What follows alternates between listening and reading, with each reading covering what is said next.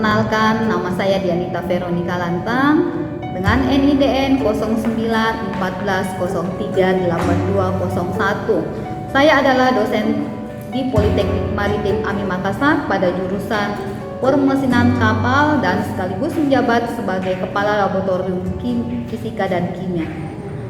Pada kesempatan ini, izinkan saya menyampaikan pernyataan diri dosen dalam unjuk kerja Tridharma Perguruan Tinggi atau biasa yang disingkat dengan PDD UKTPP pada bidang pengajaran. Adapun tujuan dari pemaparan saya ini adalah sebagai syarat untuk mengikuti sertifikasi dosen tahun 2022. Pada kesempatan ini, izinkan saya memaparkan salah satu mata kuliah yang saya ajarkan. Adapun outline pemaparan saya pada mata kuliah termodinamika adalah sebagai berikut. Yang pertama, deskripsi mata kuliah. Yang kedua, capaian pembelajaran mata kuliah atau biasa yang disingkat CPMK. Yang ketiga, materi pembelajaran. Yang keempat, metode pembelajaran. Yang kelima, sistem penilaian. Yang keenam adalah rekaman video proses pengajaran. Pertama, saya akan menjelaskan identitas mata kuliah. Yang pertama, mata kuliah ini disajikan pada semester genap 2021-2022. Yang kedua, kode mata kuliah MKDK 4. Mata kuliah ini adalah mata kuliah wajib dengan bobot 1 SKS teori dan 1 SKS praktikum. Dan pengampu dari mata kuliah ini adalah Dianita Veronica Lantang, ST, SEMM.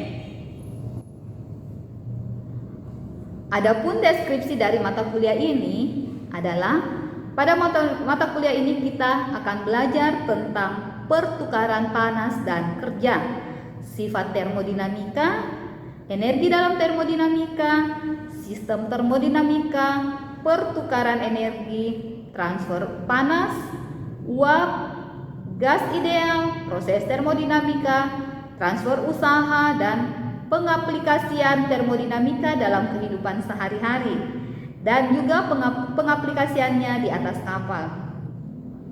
Adapun capaian pembelajaran dari mata kuliah atau biasa yang disingkat dengan CPMK adalah sebagai berikut. CPMK yang pertama adalah mampu menunjukkan pengetahuan dan pemahaman tentang sifat termodinamika. CPMK kedua, mampu menunjukkan pengetahuan dan pemahaman tentang energi termodinamika. CPMK ketiga, mampu menunjukkan pengetahuan dan pemahaman tentang sistem termodinamika. CPMK keempat, mampu menunjukkan pengetahuan dan pemahaman tentang perubahan energi. CPMK kelima, mampu menunjukkan pengetahuan dan pemahaman tentang perpindahan panas. CPMK keenam, mampu menunjukkan pengetahuan dan pemahaman tentang uap. CPMK ketujuh, mampu menunjukkan pengetahuan dan pemahaman tentang gas ideal. CPMK ke-8 mampu menunjukkan pengetahuan dan pemahaman tentang proses termodinamika, dan CPMK ke-9 mampu menunjukkan pengetahuan dan pemahaman tentang transfer kerja. Adapun materi pembelajaran dari mata kuliah ini adalah sebagai berikut. Yang pertama, sifat termodinamika. Yang kedua, energi termodinamika. Yang ketiga, sistem termodinamika. Yang keempat, perubahan energi. Yang kelima, perpindahan panas. Keenam, uap. Ketujuh, gas ideal. Kedelapan, proses termodinamika. Dan yang kesembilan, transfer kerja. Referensi yang digunakan pada mata kuliah ini adalah yang pertama, IMO Model Course 704 2014 edisi kedua. Yang kedua, buku termodinamika penyusun Werlin SN.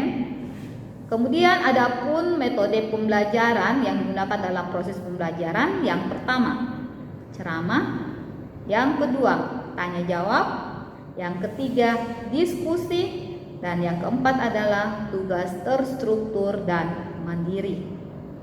Sistem penilaian yang digunakan, yang pertama, kehadiran 20%. Yang kedua, tugas 10%. Yang ketiga, mid test 20%. Dan yang keempat, final 50%.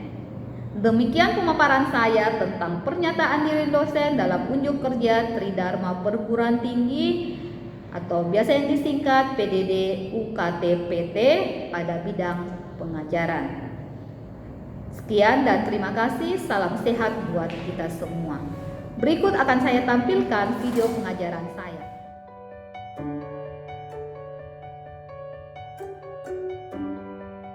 Pelajaran kita termodinamika. Jadi hari ini Ibu akan jelaskan tentang proses termodinamika, ya. Jadi sebelum pertemuan sebelumnya saya sudah pernah jelaskan bahwa apa itu sistem dan apa itu lingkungan. Jadi sistem dan lingkungan ini berkaitan dengan proses termodinamika, ya. Jadi coba perhatikan di situ di slide di atas, coba perhatikan di situ ada Ibu tampilkan apa itu proses termodinamika, ya. Jadi proses termodinamika itu adalah perubahan keadaan gas, yaitu tekanan, volume, dan suhu. Jadi ada 3 besaran yang berkaitan atau yang akan kita gunakan pada proses termodinamika, yaitu ada tekanan, ya, ada volume, dan ada suhu.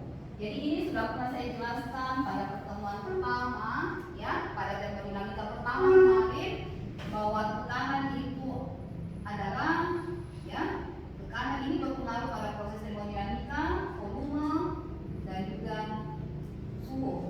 Jadi ingat kembali pada pelajaran sebelumnya, ya, bahwa tekanan itu dalam satuan Pascal, ya, ini bisa dalam satuan Pascal, kemudian volume itu dalam satuan meter kubik, dan T itu dalam satuan Kelvin. Jadi 3 besaran ini akan kita sering temukan pada proses termodinamika. Kita lihat bahwa di situ dikatakan perubahan ini diiringi dengan perubahan kalor, usaha, dan energi dalam, ya. Kemudian dalam gas ruang tertutup dikatakan bahwa tertutup dapat mengalami beberapa proses. Jadi ada 4 proses termodinamika yang kamu pelajari. Yang pertama itu adalah isobarik, ya. Yang kedua itu adalah isotermal, dan yang ketiga isokorik, dan yang keempat itu adalah adiabatik. Jadi ingat kembali apa itu proses isobarik. Ini sudah pernah dijelaskan di semester pertama. Kemudian isotermal itu apa, isokorik, dan proses adiabatik, ya. Jadi itu ada 4 proses yang akan kita pelajari. Kemudian coba perhatikan di slide yang berikutnya. Di situ dikatakan bahwa usaha yang terdapat pada gas yang mengalami proses-proses termodinamika tersebut akan diuraikan sebagai berikut. Yang pertama itu adalah proses isotermal, ya. Proses isotermal adalah suatu proses termodinamika yang terjadi pada keadaan gas pada suhu tetap, ya, pada suhu tetap. Jadi dikatakan suhunya tetap. Berarti T-nya itu biasa dikatakan T-nya itu sama dengan C, ya. T itu sama dengan C atau T konstan, tidak berubah, dia tetap. Kemudian di situ dikatakan proses perubahan keadaan sistem pada suhu tetap itu menurut hukum Boyle. Ingat kembali hukum Boyle yang saya sudah ajarkan di semester pertama kemarin. Pada proses ini berlaku persamaan sebagai berikut. Coba perhatikan, P kali dengan V sama dengan C, ya. P kali dengan V sama dengan konstan. Katakan konstan berarti dia tetap. Berarti rumus ini bisa kita gunakan pada beberapa keadaan. Jadi kita bisa uraikan seperti P1 kali, ya, P1 kali P1 sama dengan P2 kali dengan P2, ya. Kemudian berdasarkan persamaan perubahan energi dalam, ingat kembali rumus untuk menghitung energi dalam, didapatkan bahwa usaha yang dilakukan sama dengan jumlah kalor yang diberikan. Jadi berapa usaha yang kita lakukan sama dengan jumlah kalor yang masuk ke dalam sistem. Jadi kalau masuk ke dalam sistem itu seumpamanya usahanya itu ada 20 joule, berarti yang keluar juga sebanyak 20 joule, ya. Dengan luas daerah di bawah ini, perhatikan di sini. Di sini ada rumus untuk menghitung usaha. Q sama dengan W sama dengan M kali R dikali dengan T ln V2 dibagi dengan V1, ya. Ini adalah rumus untuk menghitung usaha. Kemudian grafiknya untuk isotermal, perhatikan di slide ini. Di sini ada grafik hubungan antara tekanan dan volume, ya. Grafik untuk menghitung tekanan dan volume. P1 dan ada P2. Kemudian di sini T-nya T1 dan T2 juga. Jadi nanti dari hasil perhitungan, ya, hasil perhitungan itu nanti digambarkan di grafiknya. Jadi dari hasil perhitungan kita gambarkan ke grafiknya. Kemudian kita lihat di sini dikatakan pada proses perubahan keadaan sistem pada suatu tetap menurut hukum Boyle tadi sudah jelaskan di papan. Di situ ada rumusnya. Jadi untuk menghitung usahanya, W-nya itu M kali R kali T, Ln V2 dibagi dengan V1. Oke. Kemudian kita pindah ke slide berikutnya. Di sini kita masuk ke proses yang kedua, yaitu proses isovolum. Ya, jadi tadi isotermal, sekarang isovolum. Jadi proses isovolum, ya, adalah suatu proses perubahan keadaan gas pada volume tetap. Jadi tadi itu temperaturnya yang tetap, sekarang V-nya itu sama dengan C, ya. Pada proses isoporik atau isovolum, jadi isoporik dengan isovolum itu sama, ya. Sistem tidak mengalami perubahan volume. Walaupun sejumlah kalor masuk atau keluar ke sistem, ini memberikan pengertian bahwa tidak melakukan atau tidak menerima usaha. Jadi tidak ada usaha yang dilakukan, ya. Jadi di situ dikatakan sistem tidak mengalami perubahan volume dan sejumlah kalor yang masuk ke udara atau keluar dari sistem, ya. Jadi itu adalah untuk isovolum. Jadi tadi isotermal, yang kedua ini adalah isovolum. Ya, ini adalah gambar untuk proses iso apa tadi ini? Isovolum, ya. Jadi ini adalah untuk isovolum. Jadi beda tadi dengan yang isotermal, beda grafiknya. Kalau isotermal tadi grafiknya itu agak curam, ya. Kalau ini seperti ini grafiknya untuk isovolum. Jadi di sini ada sama tadi grafik antara tekanan dan volume. Jadi di sini ada P1 dan ada P2, ya. Oke.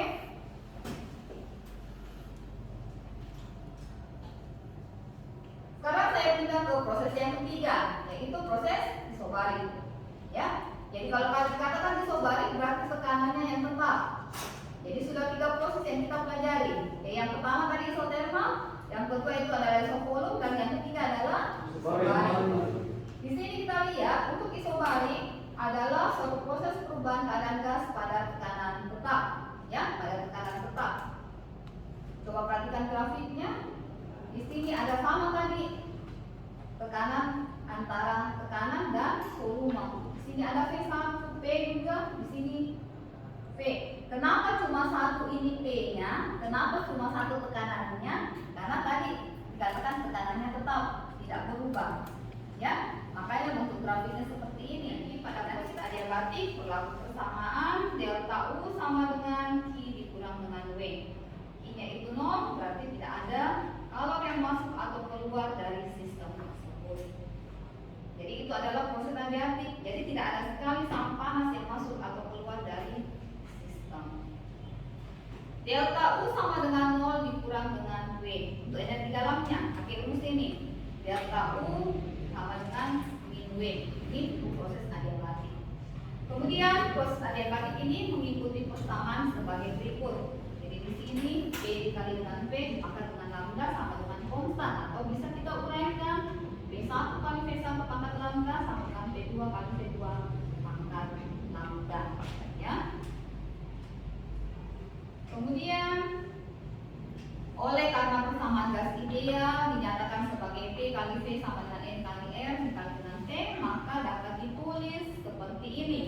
P1 kali V1 pangkat lambda kurang 1 sama dengan P2 kali V2 pangkat lambda kurang 1. Dengan lambda itu, nilai lambda itu bisa didapat dari CP dikurang CP. Jadi ini lambda bisa kita dapat dari CP dibagi dengan CV. CP dibagi dengan CV itu adalah konstanta Laplace, ya. Di situ dikatakan bahwa CP dikurang dengan CP lebih besar daripada 1. Jadi CP itu adalah kapasitas kalor pada tekanan tetap. Kalau CV itu adalah kapasitas kalor pada volume yang tetap, ya. Jadi itu adalah penjelasan dari CP dan CV. Kita lihat apa Yang diketahui di soal itu adalah V2-nya. V2-nya itu 4,5 meter pangkat 3, kemudian ada V1-nya 2 meter pangkat 3, ya. Kemudian nilai P itu 2 Atm. 2 Atm tadi dikalikan tadi dengan kali 1 kali 10 pangkat 5 Pascal. Jadi nanti dia berubah 2,02 kali 10 pangkat 5 Pascal.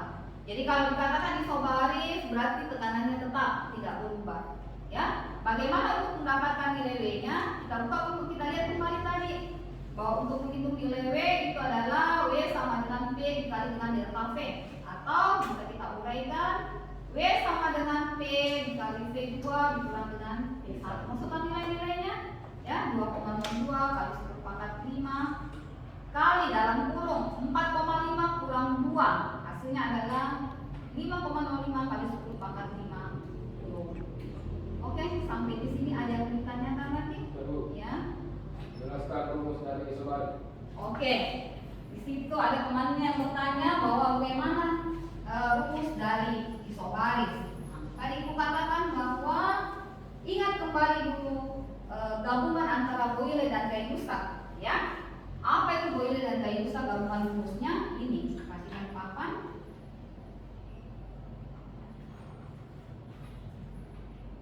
Oke.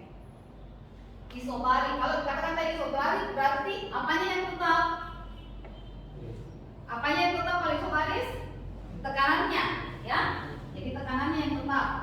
Berarti rumus ini kita bisa tulis P1 per P1 karena P2 per.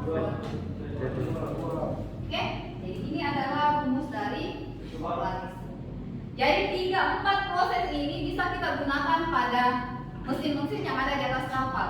Contoh di main engine, selalu saya ajarkan pada semester pertama kemarin bahwa prinsip proses termodinamika ini kita bisa terapkan pada main engine. Contohnya pada saat pada main engine 4 tak berarti ada 4 kali langkah tolak, 2 kali putaran crankshaft. Jadi ada 4 langkah kerja, ya.